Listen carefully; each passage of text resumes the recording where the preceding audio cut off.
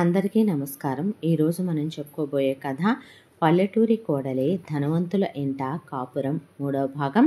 కథలోకి వెళ్ళబోయే ముందు మీరు కనుక మన ఛానల్ని ఫస్ట్ టైం చూస్తున్నట్లయితే తప్పకుండా మన ఛానల్ని లైక్ చేయండి, షేర్ చేయండి, సబ్స్క్రైబ్ చేయండి, బెల్ ఐకాన్ క్లిక్ చేసి ఆల్ అనే బటన్ని ప్రెస్ చేయడం మర్చిపోకండి. ఇంత మంచి కథ మీరు మిస్ అవ్వకుండా వినండి. దీని 2 భాగాలు ఆల్రెడీ అప్లోడ్ చేసే ఉన్నాయి. మరి కథని ఎక్కడ స్కిప్ చేయకుండా వినండి. కథలోకి వెళ్ళిపోదామా? పైకి కనపడదు కానీ దీనికి ఎంత పొగరో, ఎంత అహంకారమో, పైగా దానికి ఆత్మాభిమానం అని పేరు ఒకటే. అననట్టే నన్ను ఎన్ని మాటలు అనేసిందే, దెప్పనట్టే నన్ను ఎన్ని దెప్పి పొడి చేసిందే.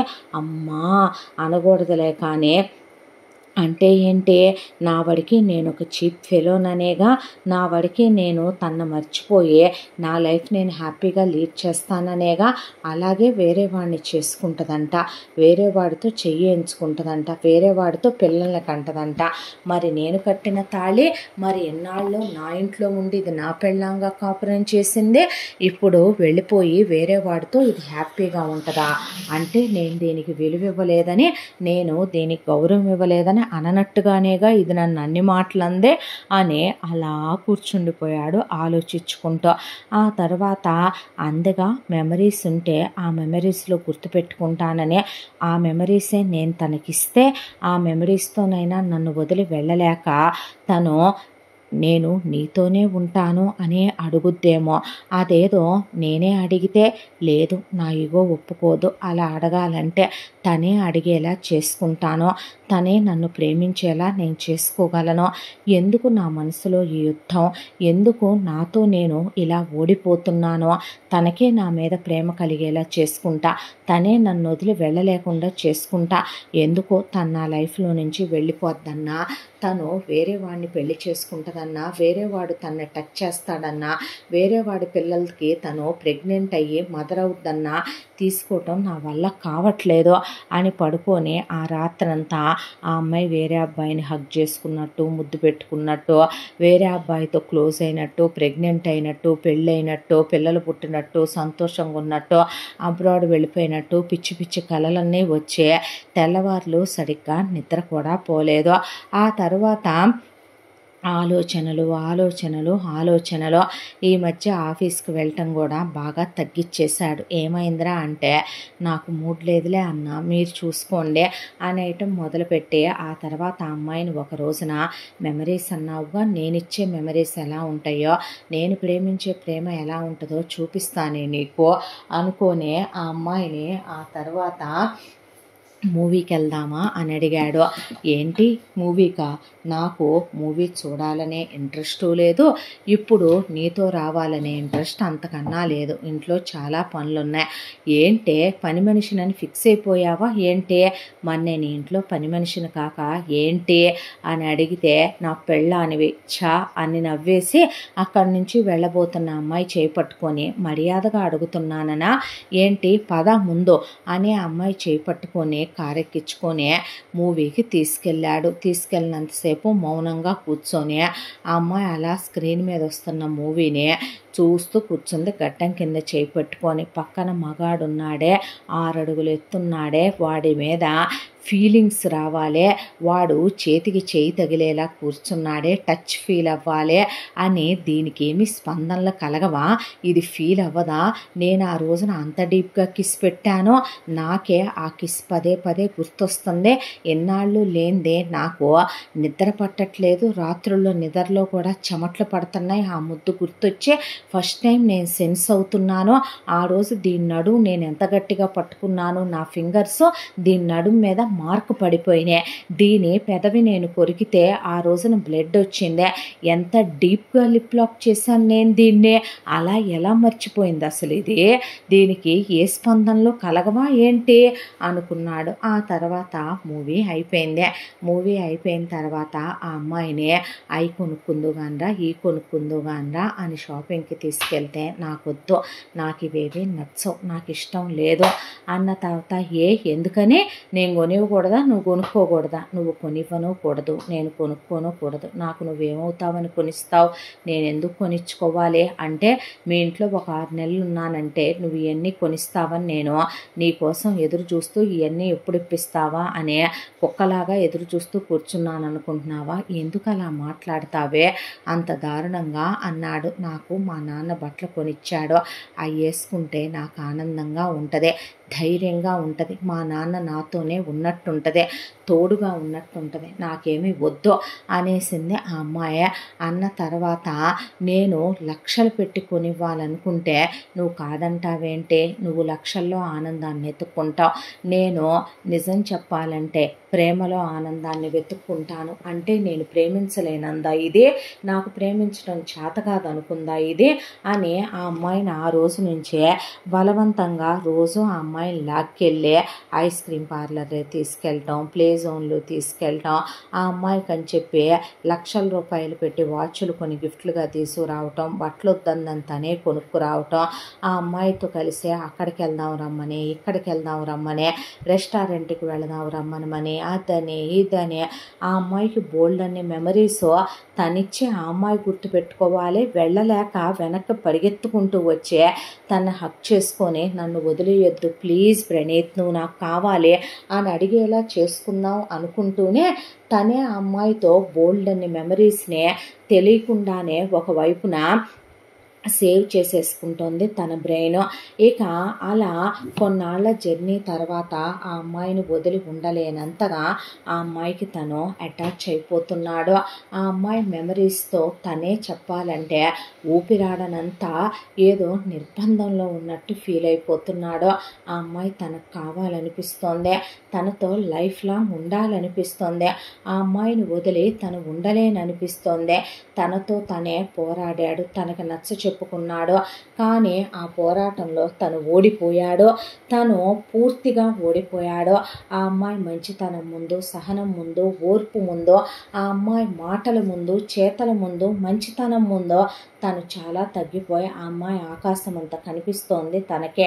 దాంతో ఇక ఈ ముసుగులో గుద్దులాట ఉండకూడదు, తను అసలు ఎన్నాళ్ళు ఈ విషయం గురించే ప్రియకి చెప్పకపోవటమే తప్పు, తను ప్రియకి చెప్పాలి, ప్రియని కలవాలి అనే ఒక రోజున డిసైడ్ అయిపోయి ఆ రోజు ఆదివారం పొద్దున్నే ప్రియని కలవాలి అని చెప్పి ప్రియ దగ్గరికి వెళ్ళాడు. వెళ్ళేసరికి ప్రియ అక్కడ లోన్లీగా ఉండే ఎప్పుడు మీట్ అయ్యే ప్లేస్కి వచ్చింది.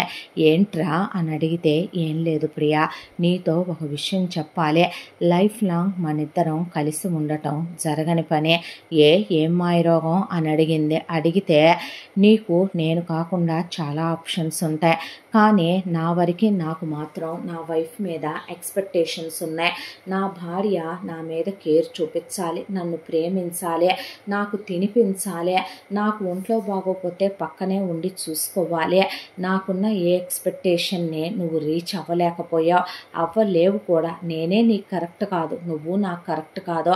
ఒక రకంగా ఒకానొక రోజున కాలేజీలో ఉన్న అబ్బాయిలందరూ నీ వెనక పడుతుంటే నువ్వు నాకు ఐ లవ్ యూ చెప్పావనే దాంతో నేను హీరోలా ఫీల్ అయిపోయి ఒళ్ళు బలిసి కొవ్వెక్కి డబ్బుందన్న మదంతో నువ్వేదో సూపర్ ఫిగర్వి మినీలు మిడ్డీలు వేసి ఎప్పుడు మేకప్ కొట్టుకొని బొంబాయి బొమ్మలాగా ఉంటావు, కాబట్టి నీలాంటి దాన్ని బైక్ మీద ఎక్కించుకొని తిరిగితే గర్ల్ ఫ్రెండ్గా నిన్ను కిస్ చేసి హగ్ చేసి ఇంటిమేట్ అయితే అదేదో పెద్ద కిరీటం నేను పెట్టుకున్నట్టేనని నేను ఫీల్ అయ్యాను ఆ రోజున.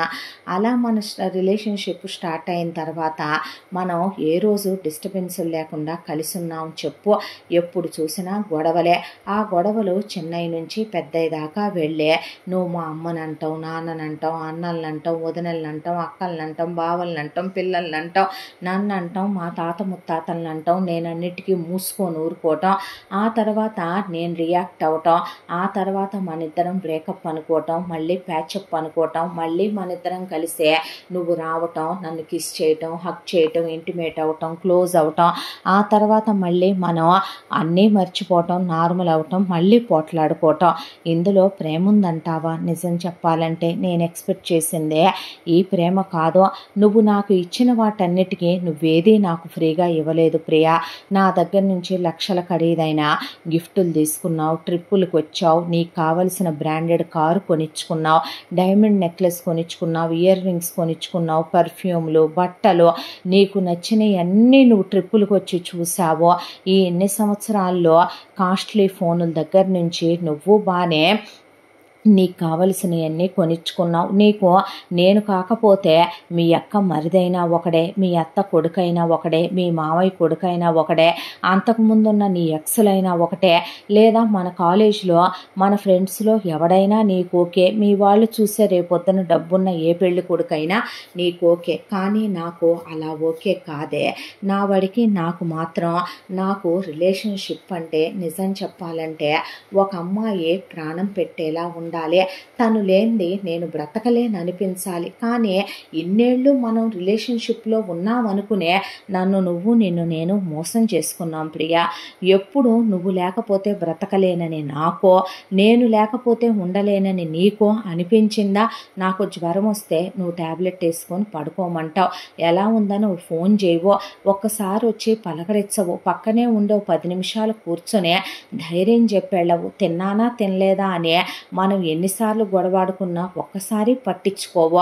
పైగా నా కుటుంబాన్ని చీప్ చేసి మాట్లాడతావు, మా అమ్మా నాన్నలు విలువ లేకుండా మాట్లాడతావు, నా ఫ్యామిలీ ఏదో బెగ్గర్ ఫ్యామిలీ అయినట్టు లెక్కలోంచి తీసేసే రెడ్ లైట్ ఏరియాలో ఏదో కతియావాడి ఫ్యామిలీ అయినట్టుగా చాలా నీచంగా మాట్లాడేస్తావు.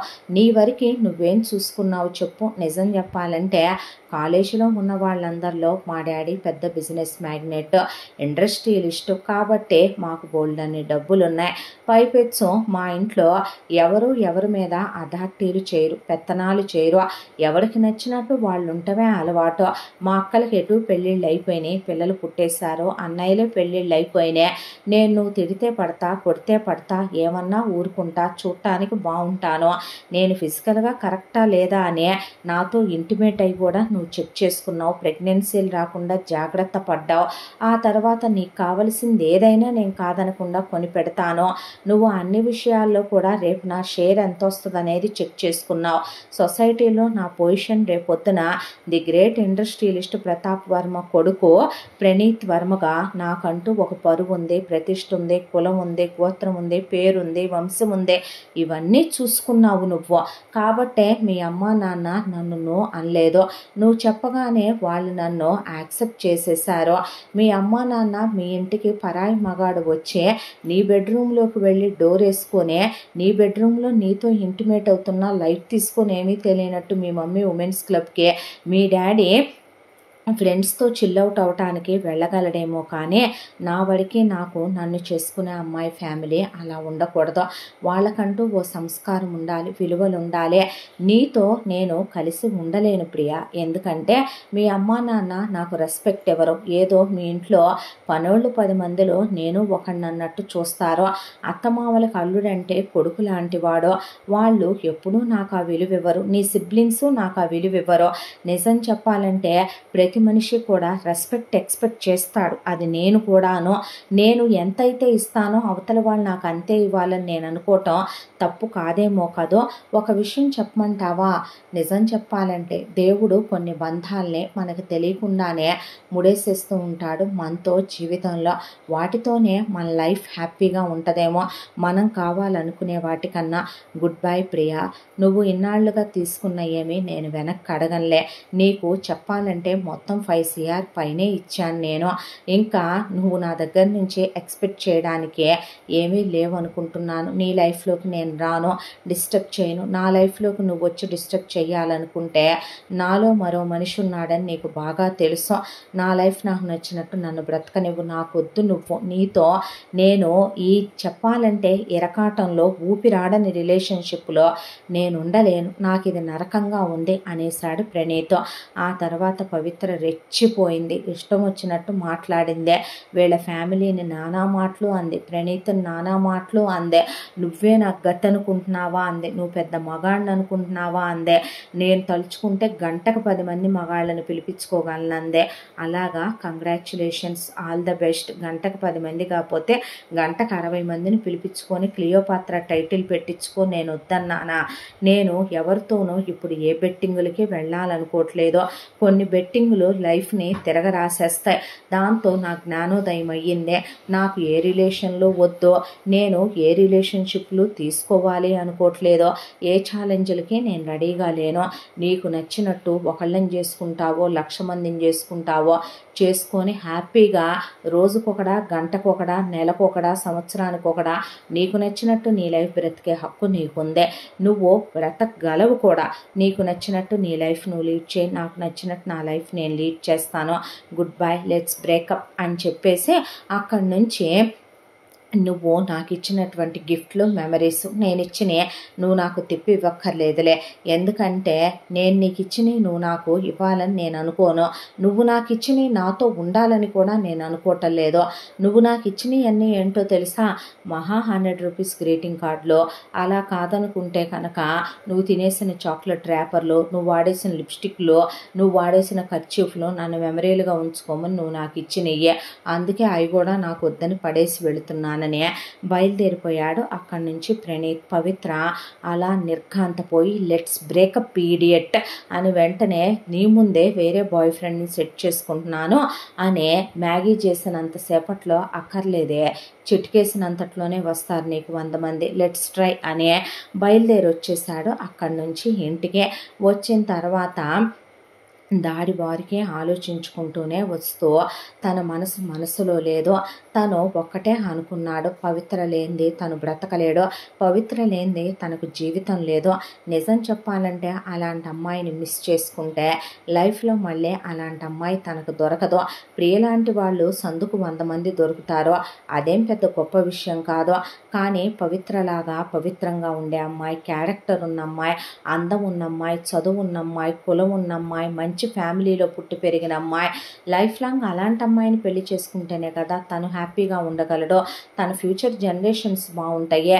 తన ఫ్యామిలీలో ఆ అమ్మాయి ఒకటై కలిసిపోగలదు.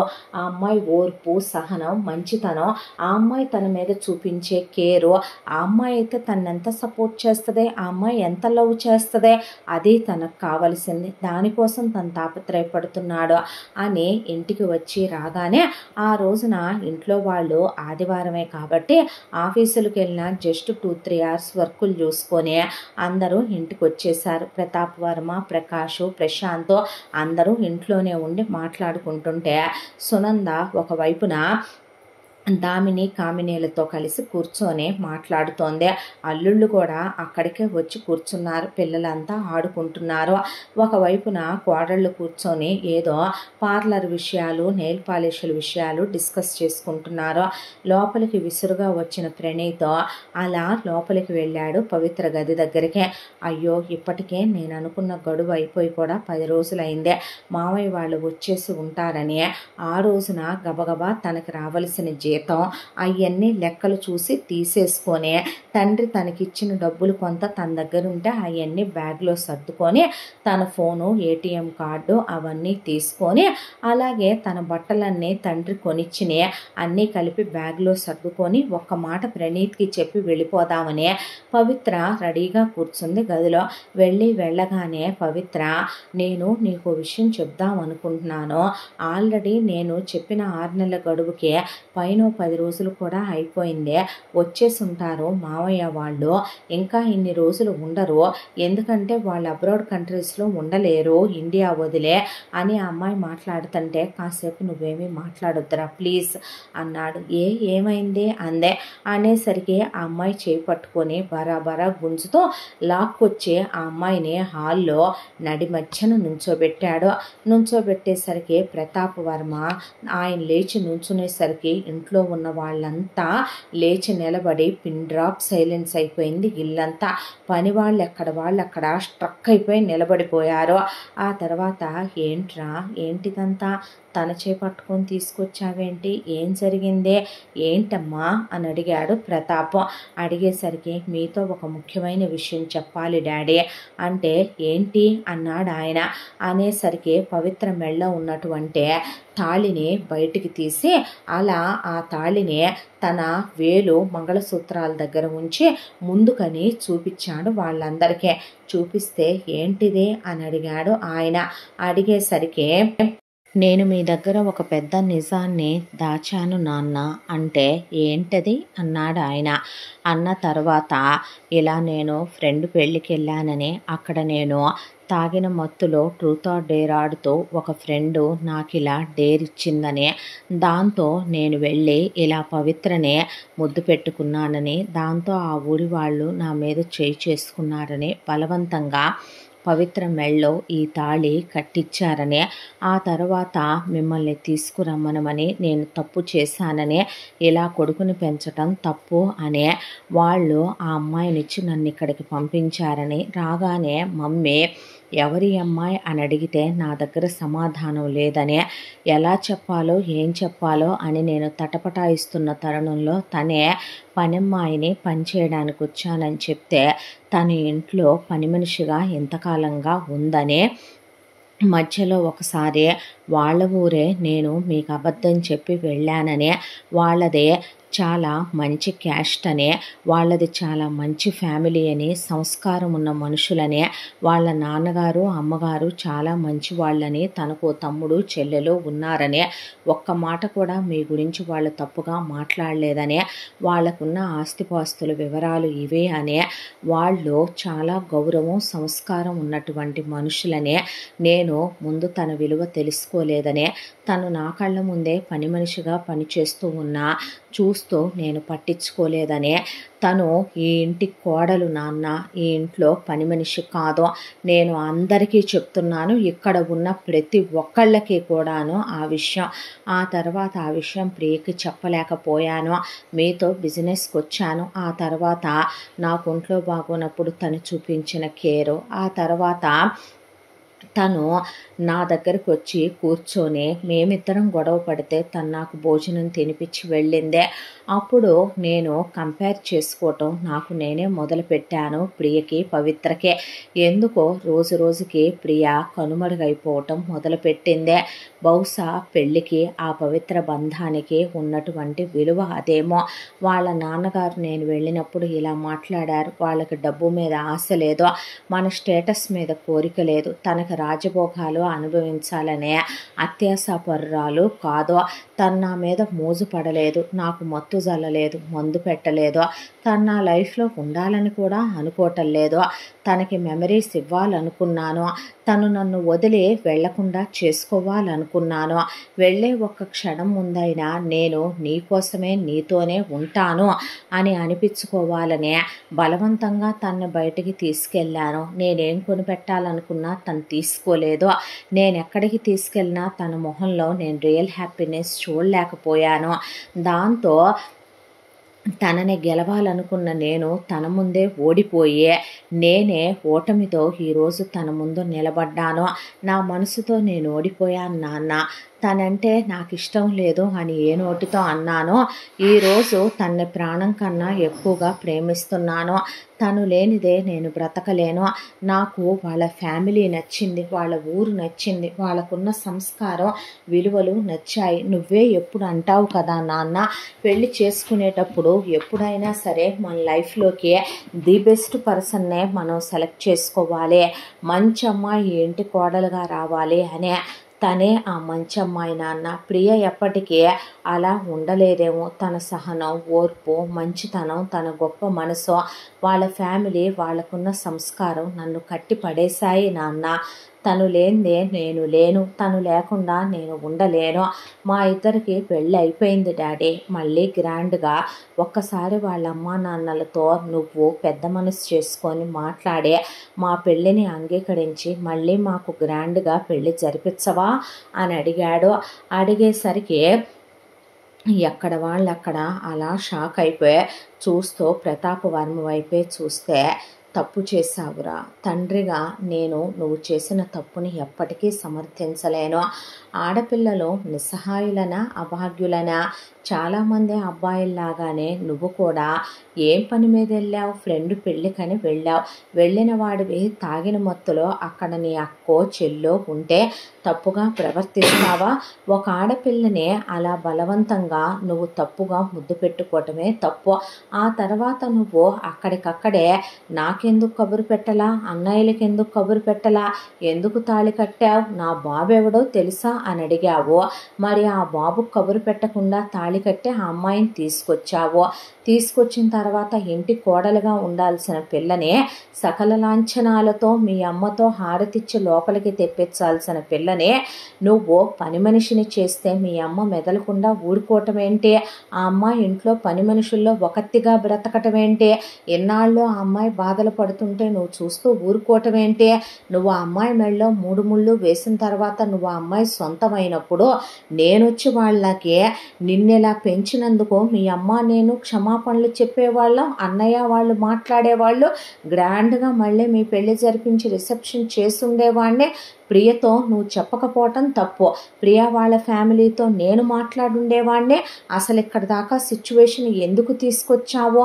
ఆ అమ్మాయి అంత మంచి కుటుంబంలో అంత మంచి ఊరిలో న్యాయం ధర్మం చెప్పేవాళ్ళ మధ్య పుట్టి పెరిగింది అంటే చదువు ఉండి సంస్కారం ఉండి ఓర్పు ఉండి సహనం ఉండి మంచితనం ఉండి అంత గొప్ప తల్లిదండ్రులకు పుట్టి కులగోత్రాలు ఉన్న పిల్లనే మేమెందుకు ఇంటి కోడలుగా కాదంటావురా?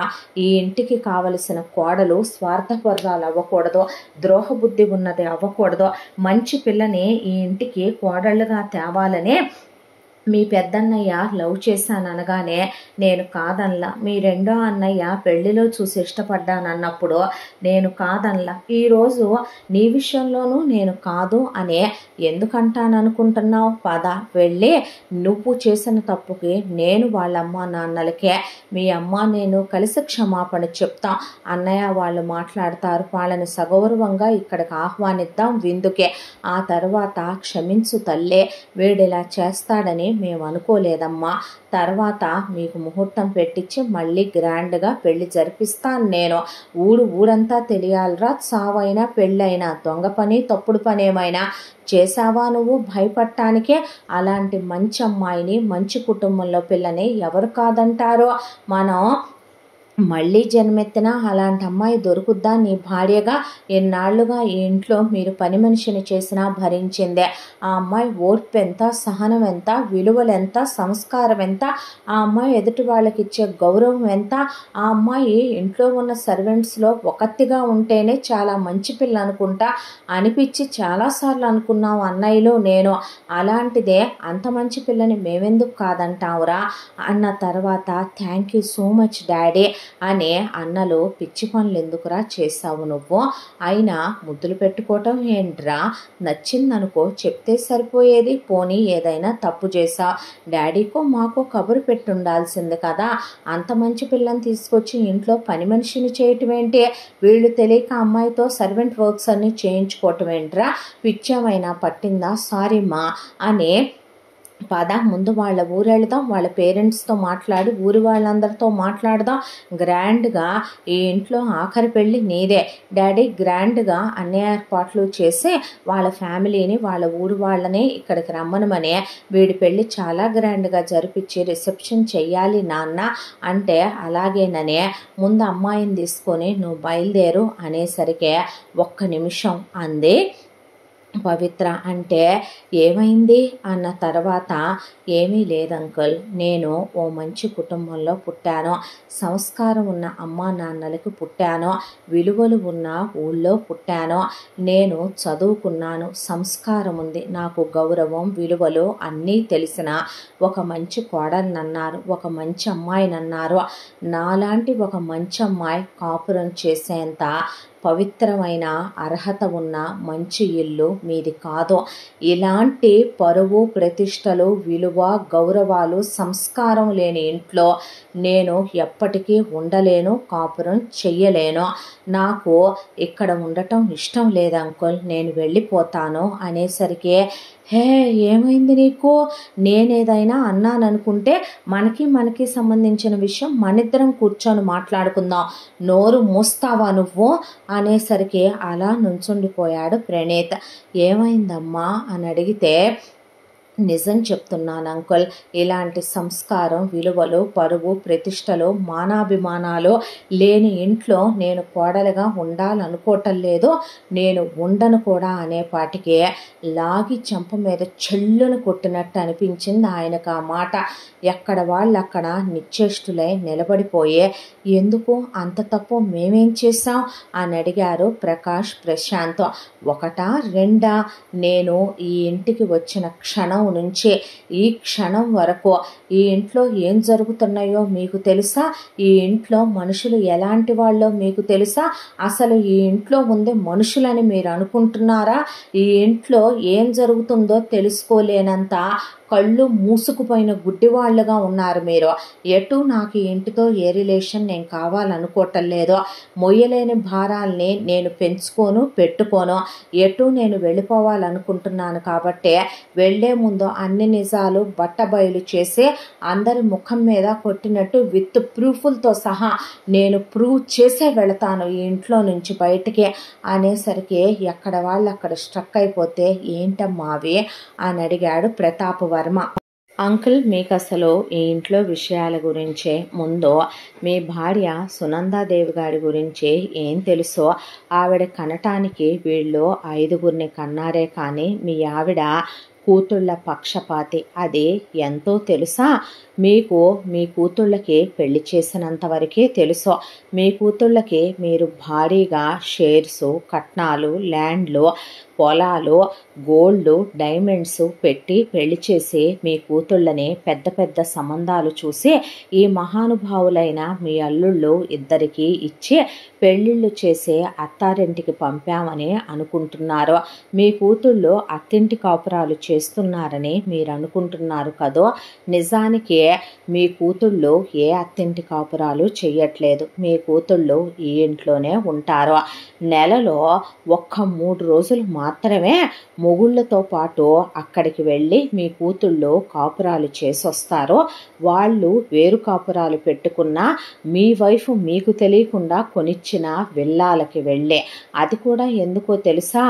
నెల మొత్తం ఇక్కడ మీ ఆవిడ మీ కూతుళ్ళ కోసం గ్యాదర్ చేసి ఉంచుతారు. ఏంటంటే పట్టు చీరలు, ఖరీదైనటువంటి బట్టలు, ఖరీదైనటువంటి నగలు, వాళ్ళ కోసం కొన్న ప్రాపర్టీసు, అవి మొత్తం ఎత్తుకెళ్ళి మొగుళ్ళకి ఇచ్చి జాగ్రత్తగా అక్కడ ఒక 3 రోజులు కాపురం చేసి మళ్ళీ పిల్లల్ని తీసుకొని ఇక్కడికే వస్తారు. వాళ్ళు మీ కంట పడకుండా, అసలు ఇంట్లోనే ఉన్నారని తెలియకుండా మీ ఆవిడలా మెయింటైన్ చేయటం ఎవరికి చేతవుద్ది అంకుల్? మీకు విషయం తెలుసా? తప్పేంటి? నా కూతుళ్ళకి నా పెళ్ళాం పెడితే అనొచ్చేమో మీరు, కానీ వెనకాల 3 కొడుకులు ఉన్నప్పుడు కొడుకులు 3 కష్టపడాలి. ఎందుకంటే వాళ్ళు 3 కలిసి నా కూతుళ్ళిద్దరు పల్లకీలు మొయ్యాలి. రేపొద్దున ఆస్తి మొత్తం కూడా యావదాస్తే మీ ఇద్దరికే పెట్టిస్తాను. కొడుకులు 3 కూలి పనులు చేయాలి, కూలి వెధవల్లాగా అనుకునే ఎన్నోసార్లు కూతుళ్లతో మీ ఆవిడ చెప్తున్న వీడియోలు ఇవే, ఫోటోలు ఇవే. మీ ఆవిడ కొన్న నగలివి, కొన్న చీరలివి, కొన్న బట్టలివి, కొన్న ప్రాపర్టీలు ఇవే. ఇవన్నీ మీరు మరి మీ కొడుకుల వాటిల్లో నుంచే కదా అంకుల్ మీ కూతుళ్ళకి వెళుతున్నట్టు. భర్తకి తెలియకుండా కూతుళ్ళకి ఇవ్వాల్సిన షేర్ అంతా ఇచ్చేసిన తర్వాత, ప్రాపర్టీల్లో వాటాలు పెట్టడం కూడా పూర్తయిన తర్వాత, ఇంకా కొడుకుల నోట్లో దుమ్ము కొట్టి కూతుళ్ళని ఎక్కువగా చూస్తూ కూతుళ్ళకి దోచిపెట్టే ఈవిడ లాంటి అత్తగారు ఎప్పటికీ అమ్మ కాలేదు. అలాంటి ఇంట్లో నేనెప్పటికీ ప్రశాంతంగా కోడలుగా ఉండలేను. ఈవిడికి విలువలు లేవు, అహంకారం, సంస్కారం తెలీదు. కూతుళ్ళంటే వల్లమాలిన ప్రేమ. మీకో విషయం తెలుసా? మీ అమ్మాయిలు ఈ ఇంట్లోనే ఉంటారు. ఉదయం మీరంతా మగాళ్ళు 9ంటికి ఆఫీసులకు వెళ్ళిపోతారు, 12ంటికి మీ అమ్మాయిలు నిద్రలేస్తారు. ఆ తర్వాత సాయంకాలం మీరు ఆఫీసుల నుంచి వచ్చేది 10ంటికి 11ంటికి కానీ రారు. ఆలోపే మీ అమ్మాయిలు తినేసి ఏసీలు వేసుకొని గదుల్లో పడుకుంటారు. ఇంత పెద్ద ప్యాలెస్లో ఎన్ని గదులు? ప్రతి గది వెళ్ళి మీరు చెక్ చేస్తారా? పిల్లల్లో కలిసిపోయి స్కూళ్ళకి వెళతారు. అవన్నీ మీరు చూస్తారా? మీరు పట్టించుకుంటారా? అలా మీ ఆవిడ మేనేజ్ చేస్తూ వారానికి ఓసారి ఆదివారం మాత్రం మీ కూతుళ్ళు అల్లుళ్ళు మీకు కనపడతారు. ఆదివారం వీకెండ్ కాబట్టి ఫ్యామిలీతో గెట్ టుగెదరు టైం స్పెండ్ చేయడానికి వచ్చారని మీ ఆవిడ మీ కళ్ళకే మసిబూసే మారేడుగాయ చేస్తుంది. ఇదంతా ఇంట్లో జరుగుతుందనే విషయం మీ ఇద్దరు కోడళ్ళకి తెలుసు. వాళ్ళకి ఇవన్నీ అనవసరమైన విషయాలు. వాళ్ళకి కావలసింది షాపింగులు, డబ్బు, స్టేటస్, కారుల్లో తిరగటం, సెంట్రలైజ్ ఏసీల్లో ఉండటం, బ్యూటీ పార్లర్లకు వెళ్ళటం, ఖరీదైన బట్టలు, పెద్ద పెద్ద వాళ్ళ స్నేహాలు, దానికి తోడు లోనెక్ బ్లౌజులు వేసుకోవటం, లైఫ్ని ఓ రేంజ్లో ఎంజాయ్ చేయటం, క్లబ్బులకు వెళ్ళటం, పబ్బులకు వెళ్ళటం, ఫ్రెండ్స్ దగ్గరికి వెళ్ళటం, పుట్టిళ్ళకి వెళ్ళటం. వాళ్ళకి కావాల్సింది ఇదే. మీకు విషయం తెలుసా?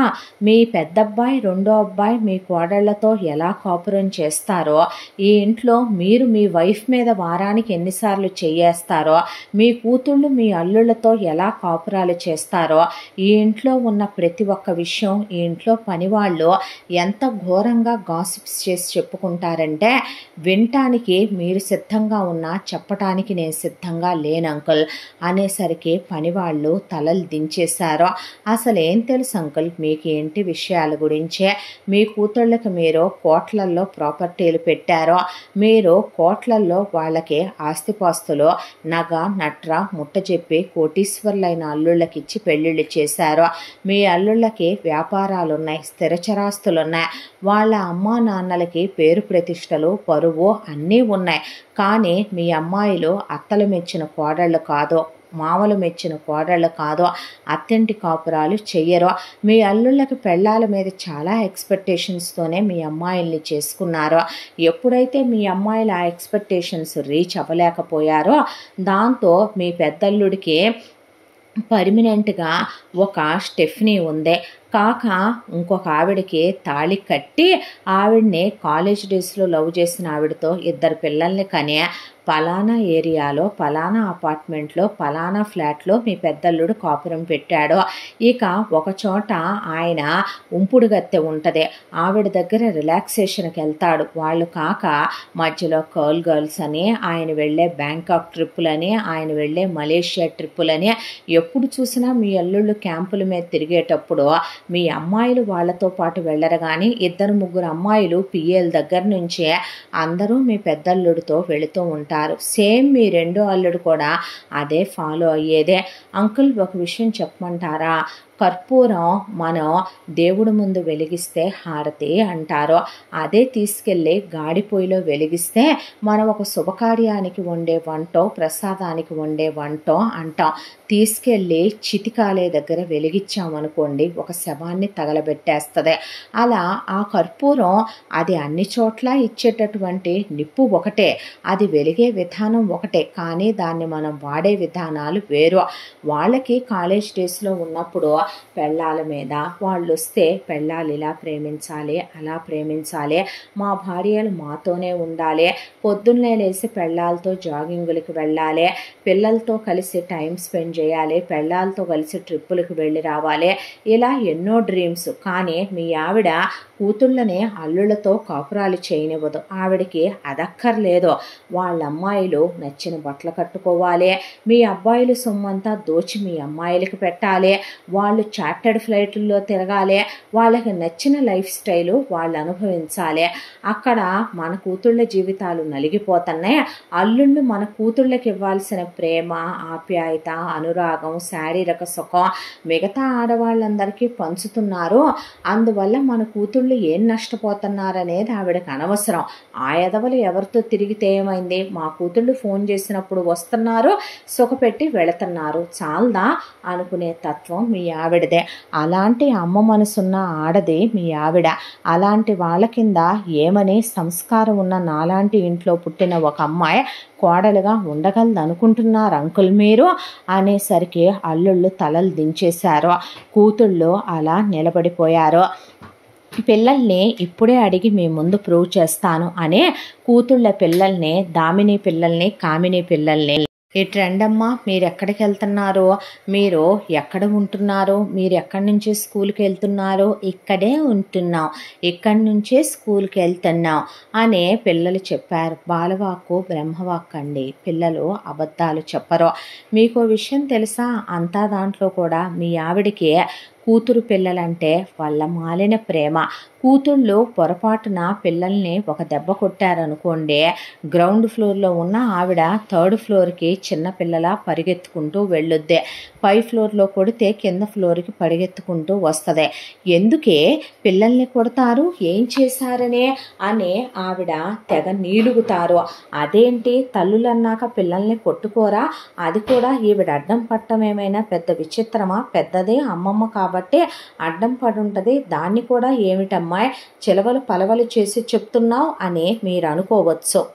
అక్కడికే వస్తున్నా. ఎందుకంటే మీకు ఇప్పటి వరకు మీ భార్య పురాణం, మీకు తెలియకుండా మీ భార్య ఇంటి బాధ్యతలు నేను చూసుకుంటానండి అని, మీకు తెలియకుండా మీ ఆవిడ ఇంటి ఖర్చుల కిందకని చెప్పి సైడ్ చేసే మనీ, ఇంట్లో వాటికి వీటికి అని మీ ఆవిడ సైడ్ చేసే లెక్కలు మీకు తెలియదు కదా, కాబట్టి అవి తెలిసాయి. మీ కూతుళ్ళు అల్లుళ్ళ పురాణం, పిల్లలు ఇక్కడే ఉండే విశేషాలు మీకు తెలిసినాయి కదా. ఈ కాకుండా ఇప్పుడు మీ ఆవిడకి ఎందుకు కూతురు పిల్లలంటే ఇష్టమన్నాను అనేది కూడా మీకు వివరంగా చెప్తాను, వినండి. ప్రకాష్ గారు, ప్రశాంత్ గారు, ఒక విషయం అడగొచ్చండి మిమ్మల్ని. అసలు మీరు ఒకళ్ళని పెళ్లిలో చూసి నచ్చి చేసుకున్నామనే, ఒకళ్ళని ప్రేమించి పెళ్లి చేసుకున్నామనే అని మీరు చెప్తూ ఉంటారు కదా ఈ ఇంట్లో. నిజానికి వీళ్ళు మీ మనసుకి నచ్చే విధంగానే ఉంటున్న భార్యలేనా? మీకు నిజంగానే ఇష్టంగానే ఇప్పుడు మీరు వీళ్ళతో కాపురాలు చేస్తున్నారా? మీరు వీళ్ళతో మనసా వాచా కర్మణ కలిసి ఉంటున్నారా అనే పాటికి ప్రతాప్ వర్మ షాక్ అయి చూస్తూ ఉండిపోయాడు. ప్రకాష్, ప్రశాంత్ తలలు దించేశారు. ఎందుకంటే వాళ్ళు ఒకప్పుడు ఏ ప్రేమ అయితే మీ పెద్దబ్బాయి మీ పెద్ద కోడల్లో, మీ రెండో అబ్బాయి మీ రెండో కోడల్లో వెతుక్కున్నాడో ఆ ప్రేమ వాళ్ళిద్దరిలోనూ వీళ్ళిద్దరూ చూడట్లేదు అంకుల్. నిజం చెప్పాలంటే మీ పెద్ద కొడుకు మీ పెద్ద కోడలు మొదట్లో బాగానే ఉన్నారని మీరు అనుకున్నారు. మీ పెద్ద కోడలు క్యాలిక్యులేటెడ్ పర్సన్. వాళ్ళ పుట్టింటి వాళ్ళు మీ అబ్బాయి వాళ్ళ అమ్మాయిని ప్రేమించాడు అనగానే మీకు బోల్డంత డబ్బుందనే దాంతోనే మీ పెద్ద కోడలు మీ పెద్ద అబ్బాయిని పెళ్లి చేసుకుందే. మీ పెద్ద అబ్బాయి రెండో అబ్బాయి మీ కోడళ్ళ ముందు నోరెత్తకూడదు, ఏమీ అనకూడదు అంటే మమ్మల్ని క్రిటిసైజ్ చేశారనే, మా బట్టల గురించి మమ్మల్ని డిసైడ్ చేశారు, మా మేకప్ల గురించి డిసైడ్ చేశారు, మమ్మల్ని మానసికంగా హర్ట్ చేశారనే వీళ్ళు చాలా మాటలు అంటారు మీ అబ్బాయిల్నే. ఇంకో విషయం చెప్పమంటారా, మీ పెద్ద కోడలు పెళ్ళయ్యాక ఇద్దరు కూతుళ్ళని కన్నప్పుడు మీరు మాట వరుసకు అన్నారంట, పెద్దాడికి ఓ మగపిల్లాడుంటే బాగుండేది అనే. ఆ మాట మీరు అన్న దగ్గర నుంచి మీ పెద్ద కోడలు దాన్ని చాలా సీరియస్గా తీసేసుకొని మీ పెద్ద కోడలు కన్నదే మీ మనవరాళ్ళు లక్ష్య, సాక్షి. మీ మనవరాళ్ళంటే మీ పెద్ద కోడలికి అసహ్యం. వాళ్ళు దరిద్రం కొద్దీ పుట్టారని, పాడుపేడాకారం కొద్దీ పుట్టారని, వాళ్ళు పెద్ద శనిగ్రహాలనే, ఆ పిల్లలు పుట్టడం వల్లే తనకి దరిద్రం పట్టిందని, రేపొద్దున ఆస్తిలో వాళ్ళు వారసులు కాలేకపోయారు, పెళ్లి చేసుకొని వేరే ఇంటికి వెళ్ళిపోతారు, ఆ పిల్లలు ఈ ఇంటికి వారసులు కాలేదు, ఈ ఫ్యాక్టరీ ఈ ఆస్తిపాస్తులన్నిటికీ వాళ్ళు హక్కుదారులు కాలేరు అనే దాంతో మీ పెద్ద కోడలు ఆ పిల్లల్ని పడేసి కారణం లేకుండా జుట్టు పట్టుకొని భయంకరంగా కొట్టుద్దే. ఎక్కడైనా టీచర్లు కంప్లైంట్లు చెప్తే తల్లి వెళ్ళి పిల్లల గురించి మాట్లాడరావాల్సింది పోయి ఈవిడే టీచర్లకి కంప్లైంట్లు చెప్పుద్దే. ట్యూషన్ టీచరు కొట్టినా మాట్లాడదు. ఆ పిల్లలు ప్రేమకి ఎంత ముఖం వాచిపోయారంటే కేర్ టేకర్ ఈ తినండమ్మా అని తల మీద చెయ్యేసి నిమిరి చెప్తే తినేస్తారు ఆ పిచ్చి పిల్లలు. వాళ్ళని ఎలా కొడతారో తెలుసా, ఎందుకు కొడతారో వాళ్ళకి తెలియదు. మీరైనా ఏంటంటే వచ్చి రాగానే మీకు పిల్లలంటే చాలా ఇష్టమని నాకు తెలుసు, కూర్చొని పిల్లల్ని దగ్గరికి పిలిచి మాట్లాడొచ్చుగా.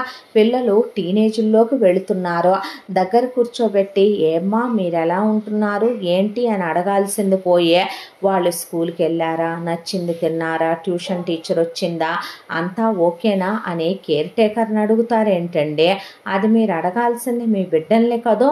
వాళ్ళు పడే నరకాలు మీరు కదూ తెలుసుకోవాల్సింది ప్రత్యక్షంగా.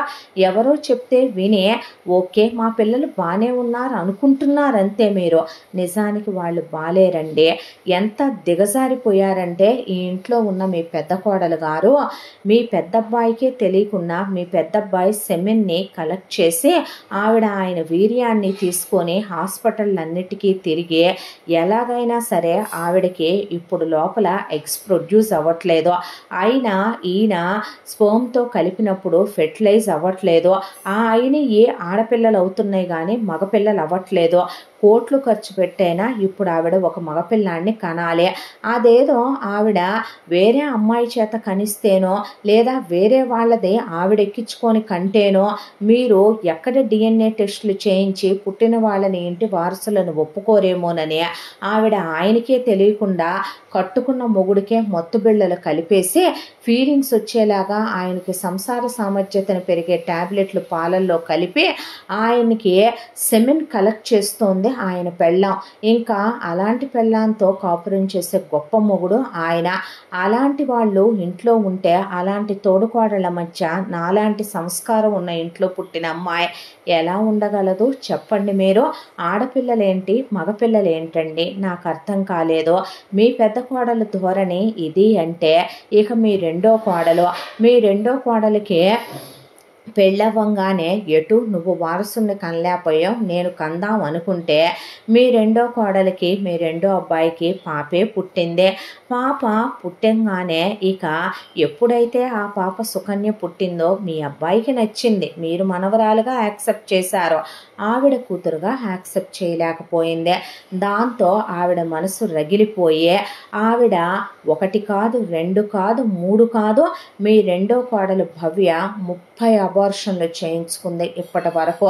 ఎందుకో తెలుసా? ఈ ఇంటికి వారసుని కనాలి అనే దాంతో, ఆ వారసుడికి మొత్తం పట్టం కట్టించాలి అనే దాంతో ఆ కళ నెరవేరట్లేదని అడ్డమైన మందులు మీ రెండో అబ్బాయికి హోమియోపతి, అలోపతి, నాటు వైద్యం, కొండజాతి వాళ్ళు, కోయి జాతి వాళ్ళు ఎవరు ఏదిచ్చినా ఎవరు ఏది తెచ్చినా ఫ్రెండ్స్ చేత అబ్రాడ్ నుంచి తెప్పించే మీ అబ్బాయి తాగే పాలల్లో, తాగే నీళ్లల్లో, తినే తిండిలో ప్రతి దాంట్లో మీ రెండో కోడలు కట్టుకున్న మొగుడికే మందు పెట్టుకుంటుంది మగపిల్లలు పుట్టాలి అని. ఎవరితో అయినా కాలు జారి కంటే మీరు ఎక్కడ డిఎన్ఏలు చేయించితే బయట పడుద్దోనని అబార్షన్ అయిన ప్రతిసారి ఆ ఫ్రస్ట్రేషన్ని ఎవరి మీద చూపించాలో తెలియక అన్యం పుణ్యవెరుగని పసిబిడ్డైన ఆ సుకన్యను పడేసి జుట్టు బీకి వాతలు పెట్టి కొరికేసి గిచ్చి గిల్లి గోడలకేసి కొట్టి మీ కోడళ్ళు సైకోల్లాగా శాడిస్టుల్లాగా బిహేవ్ చేస్తూ ఆ ఆడపిల్లల ముగ్గురిని నానా నరకాలు పెడుతున్నారు, నానా చిత్రవద చేస్తున్నారు, నానా హింసలకి గురి చేస్తున్నారు. వీళ్ళు ఇంట్లో మొగుళ్ళు వీళ్ళ మీద ఎన్నిసార్లు చెయ్యేస్తారు, ఎక్కడ ఎలా స్టార్ట్ చేస్తారు, ఎలా ముగిస్తారు అనే విషయాలు వీళ్ళ ఫ్రెండ్స్తో షేర్ చేసుకుంటారు, వీళ్ళ ఎక్స్ బాయ్ ఫ్రెండ్స్తో షేర్ చేసుకుంటారు, వీళ్ళ రిలేటివ్స్తో షేర్ చేసుకుంటారు, వీళ్ళ పుట్టింటి వాళ్ళతో షేర్ చేసుకుంటారు. వాళ్ళకంటూ ఏ సీక్రెట్లు ఉండవండి. మీ కోడళ్ళు బరితెగిచ్చిపోయిన బజార్ రకాలు. అలాంటి తోడు కోడళ్ళు ఉన్న ఇంట్లో ఉంటే రేపొద్దున ఎవరి ప్రాణానికి ఏ హాని రాదనే మీరు నాకు గ్యారంటీ ఇవ్వగలరా? మీ మూడో అబ్బాయిని ఎప్పుడో లెక్కలోంచి తీసేశారు మీ కోడళ్ళిద్దరూ. వీడెటు తిరుగుబోతాడు, పర్వటెడు, ఉమనైజరు, దాన్ని ఎవరితోనో లవ్ చేశానన్నాడు, దాంతో వీడు కలిసి ఉంటాడో రేపొద్దున డివోర్స్ అయిపోద్దో, వీడలా గాలికి తిరుగుతూ ఎంగిలిస్తరాకులా తెగిన గాలిపటంలా కొట్టుకుంటూ తిరుగుతాడో, వాడికి రేపొద్దున మగపిల్లాడు పుడతాడనే గ్యారంటీ ఏంటే అని మీ కోడళ్ళిద్దరూ కలిసి చేసుకునే రాజకీయాలు ఇవే. నువ్వు కొడుకును కనలేకపోయావని మీ రెండో కోడలో, అబ్బో నువ్వు తెగ కన్నావని మీ పెద్ద కోడలో ఇద్దరూ తిట్టుకుంటారు, బూతులు మాట్లాడుకుంటారు, కొట్టుకుంటారు, ఒకళ్ళనొకళ్ళు దెప్పి పొడుచుకుంటారు. బయట ప్రపంచంలోకి వచ్చేపాటికే చాలా మంచిగా మన్ను తిన్న పాముల్లాగా అసలు ఏమీ ఎరగనట్టు ఇప్పుడు ఎలా నుంచున్నారో అలాగే నుంచుంటారో. ఒక ఆవిడ మొగుడి వీర్యాన్ని దొంగతనం చేసి హాస్పిటల్లో చుట్టూ తిరుగుద్దే. ఫలానా హాస్పిటల్కి మీ కోడలు వెళ్ళేది, ఈగోండి మీ కోడలు చేయించుకొచ్చిన రిపోర్ట్స్, వెళ్ళిన హాస్పిటల్స్. ఇక మీ రెండో కోడలు మొగుడికి అడ్డమైన మందులు పెట్టి ఈ మధ్య మీ రెండో అబ్బాయి హెల్త్ కూడా పాడైపోయిందండి. ఏదైనా జరగడానికి జరిగి మీ రెండో అబ్బాయి పోతే మీకు ముందే చెప్తున్నాను నేను ఆ విషయం, దానికి ఈ మహానుభావురాలే కారణమండి అని. ఇప్పుడు ఆవిడ కొడుకును కనాలి కాబట్టి ఏం చేయటానికైనా రెడీగా ఉన్నారు మీ కోడళ్ళిద్దరూ. నేను ఒక మాట అడుగుతాను, ఆడపిల్లలు ముగ్గురు వయసుకు వస్తున్నారు కదా, వాళ్ళకి నానమ్మగా ఆవిడ కోడళ్ళని ఇల్లు చూసుకోవాల్సింది మీ భార్య సునంద గారు. ఆవిడ ఇల్లు పట్టించుకోదు కూతుళ్ళ గురించి తప్ప, ఆవిడ కోడళ్ళని పట్టించుకోదు కూతుళ్ళని తప్ప, ఆవిడ కొడుకుల్ని పట్టించుకోదు, వాళ్ళేం తింటున్నారు ఏంటి అన్నీ ఆవిడకు అనవసరం. మీ అమ్మాయిల వరకు ఓ సపరేట్ స్పెషల్ మెనూ ఉంటుంది, మీ ఆవిడకు ఓ మెనూ ఉంటుంది, మీ కోడళ్ళకి నచ్చింది ఉంటుంది.